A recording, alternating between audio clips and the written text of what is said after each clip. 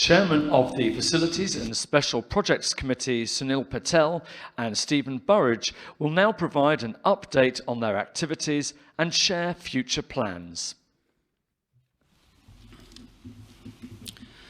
Good afternoon. Annual conference. Facilities and Special Projects isn't a high-profile department, but we manage a lot of things behind the scenes.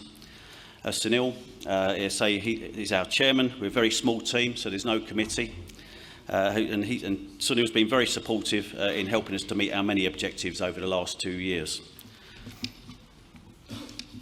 I'm Stephen Burridge, Head of Facilities and Special Projects. I was rather hoping I'd have a better picture of me after 36 years.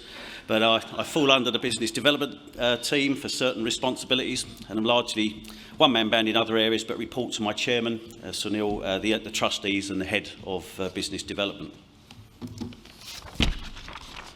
Project Awakening has already been covered by trustees, so I won't dwell on this, but it's been a hugely challenging and rewarding role to be involved with. It's hard to believe that its audacious objectives have largely been achieved in just 2 years, despite all the challenges presented by COVID, and I see it as one of the business's biggest success stories in my 36 years here. Moving on to facilities. Responsibilities here have diminished in some areas, as NFRN's properties have been rented and sold, but I continue to be the main point of contact with our new tenants and coordinate facilities at Bede House. After protracted negotiations with Islington Council, it was pleasing to finally recover some huge rebates on non-domestic rates for Yeoman House, which was another welcome boost to budgets. I continue to manage the car fleet and have additional roles now in facilities, overseeing health and safety, fire safety, compiling an asset register and sorting archive storage following our migration from London to Durham. Moving on, in my work with colleagues in business development, I've helped to research and introduce some new services, and Business Essentials through Bionic has been one such service. This was rolled out on the 5th of August last year, has proven highly popular with members, with several headline savings achieved over the last 14 months. It's helped hundreds of members to reduce their bills for gas, electricity, telecoms and finance loans. It's all the more important now, of course, as the energy market has seen huge rises in energy costs. So I implore you all to go back to your respective branches and districts and get the message out there for members to use the Bionic service by contacting Connect or registering via the secure area on NFRN's website. As you'll know, NFRN Legal continues to be a hugely important service for members, which provides advice and cover for legal and tax matters. I took responsibility for this service back on again late last year, introduced a 6-point improvement plan, where we put in place retail-focused specialists on both claims handling and legal advice, introduced a nominated law firm to handle NFRN claims, we improved the marketing, introduced a new Dublin-based contact number for our members in Ireland, and rolled out an all-new consumer legal letter download facility to supplement an existing service already provided to members for commercial law, health and safety and employment law. The new personal service, download service, provides members access to a wide range of legal letters and downloadable templates for things like complaint letters, debts and arrears, neighbour disputes, parking fines, wills and various.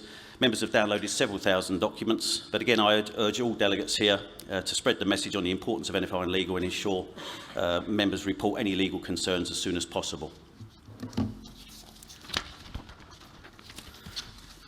The department also looks after insurance, managing a wide range of policies. Rather pleasingly, we negotiated a 17% reduction in premiums earlier this year on the group's policies. Like many industries, insurers have suffered many challenges and the whole market has become even more averse to taking on any kind of risk. We've also seen huge delays in insurers presenting terms, stories of soaring premiums, so one hopes NFRN's good claims experience will continue to our next renewal in January 2022. On the matter of COVID, we've lodged a claim last year with our insurers Hiscox for NFRN's losses, additional costs incurred during the pandemic, and we added a further claim for New Trade Media, which amounts to tens of thousands of pounds. Despite the High Court finding in favour of all policyholders earlier this year, our claims are still ongoing, and our broker tells us that insurers remain overwhelmed, so this will clearly be one that will take some time yet before we see any return. There's also an ongoing claim we have lodged against Volkswagen for emission irregularities on cars hired and owned by NFRN between 2008 and 2016, and this again could prove hugely lucrative, but continues on a no-win, no-fee basis with a solicitor. Finally, I'll move on to the hugely interesting subject of GDPR and contracts.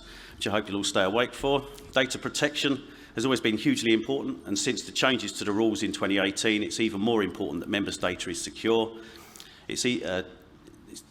NFRN has a number of business partners, and along with NFRN's legal counsel, Bill Perry, we've updated agreements and maintained a digital signature platform and a growing centralised location for all of NFRN's data sharing agreements. So it's again been another huge responsibility this year.